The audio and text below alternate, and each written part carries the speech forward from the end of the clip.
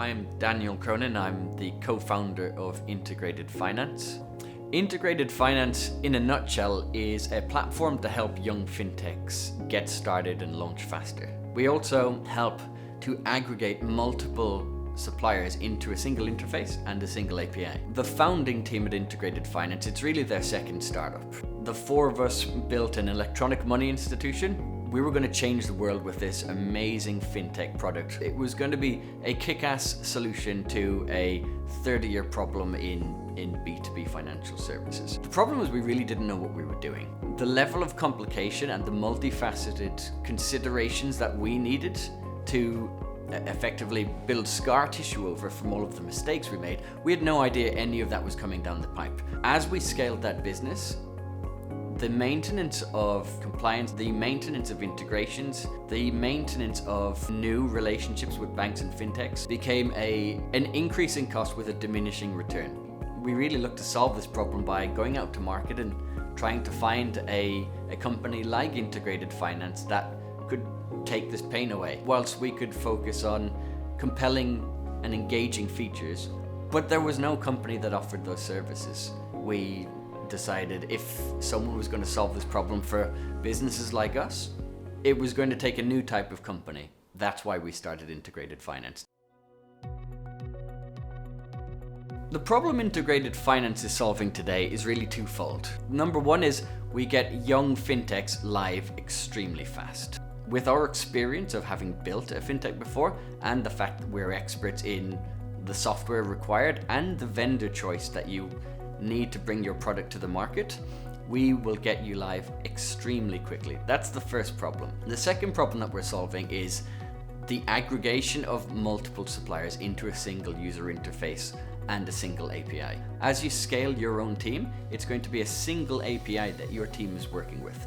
Every time a new feature comes up with one of your partners, that is not your problem to deliver. Every time the government changes the regulation on the way they want data transmitted, that is not your problem. And by removing those unexpected burdens from your technical roadmap, you can really focus on exactly what is going to make a difference to your customers. The user experience, the interface, the way you want to engage, the type of product, the type of user.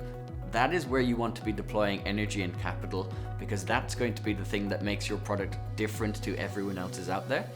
That gives you the freedom to focus on what makes you different. Honestly, we really didn't expect the level of interest in our product at this stage that we've actually seen.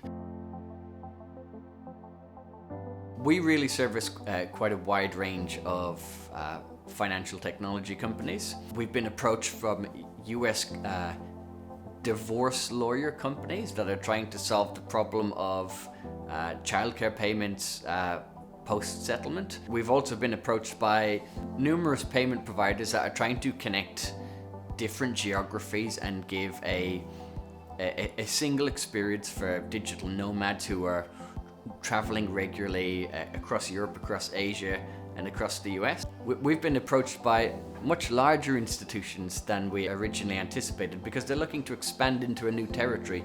They just don't want to build the same service from the ground up in a new territory because there's separate regulations to comply with. We work with currency exchange brokerages, we work with neobanks, fintechs that want to appear like banks, we work with lending institutions, we work with international money transfer companies, businesses that are trying to offer underbanked markets a more compelling way of managing their financial services, digital apps. The great thing about what's happening in fintech today is that the cost barrier to entry is really going down. As that cost has come down, so too has the pool of people you need to make an ROI. So we're seeing fantastic strides in the USA, where there's banks that target immigrants, there's banks that target the LGBTQ community, there's banks that target the gig economy. This would not have been possible if it wasn't for the advent of modern APIs and the ability to bring the cost of starting a fintech down. The technical expertise to start a fintech has not dropped by the same magnitude. the fact that the cost of starting a fintech has come down so much means somebody's going to solve that problem. But the person who solves that problem will know the problem better than they will the underlying infrastructure of financial services. And that's really where we want to get this industry. We want the fintechs being created by the people who understand the problem, not the people who have a generalist knowledge of a wider range of industries, which has really been much more prevalent in banking since the dawn of banking all the way up to the 2010s.